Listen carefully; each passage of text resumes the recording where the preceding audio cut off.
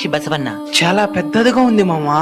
15 అడుగుల ఎత్తు, 27 అడుగుల పొడవుండి లేవడానికి సిద్ధంగా ఉన్నట్టు మలచిన బసవన్న. ఒకే రాయి మీద ఇంత పెద్ద బసవన్నని చెక్కు చెదరకుండా చెక్కడం చాలా గ్రేటే.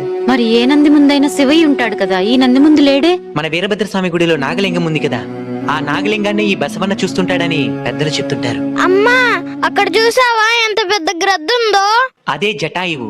సీతమ్మ వారిని రావణాసురుడు అపహరించినప్పుడు జటాయు రెక్కల్ని నరికేశాడని చెప్తారు కదా, అప్పుడు ఆ జటాయువు ఇక్కడే పడిపోయిందని, ఆ తరువాత రామయ్య తన దగ్గరకు వచ్చి లేపక్షి లేపక్షి అని పిలవడంతో ఈ ప్రాంతానికి లేపాక్షి అని పేరొచ్చిందని చెప్తారు. ఇన్ని విషయాలున్నాయన్నమాట ఈ లేపాక్షిలో. ఈ లేపాక్షి ఆలయంలో వీరభద్రస్వామితో పాటు దుర్గమ్మ, అగస్త్య మహాముని స్థాపించిన పాపనాశేశ్వర లింగం, హనుమంతుని లింగం, శ్రీరాముని లింగం, ఇలా అనేక అద్భుతాలకు నిలయం మన లేపాక్షి ఆలయం. కాబట్టి మిత్రులారా, మీరు కూడా నేరుగా వచ్చి ఈ లేపాక్షి ఆలయాన్ని సందర్శించి ఆ శివయ్య అనుగ్రహాన్ని పొంది ధన్యులు కాగలరని ఆశిస్తున్నాను. ఈ వీడియోని వీలైనంత మందికి షేర్ చేసి మన లేపాక్షి ఆలయం గురించి అందరికీ తెలిసేలా సహాయపడతారని ఆశిస్తున్నాం. ధన్యవాదాలు.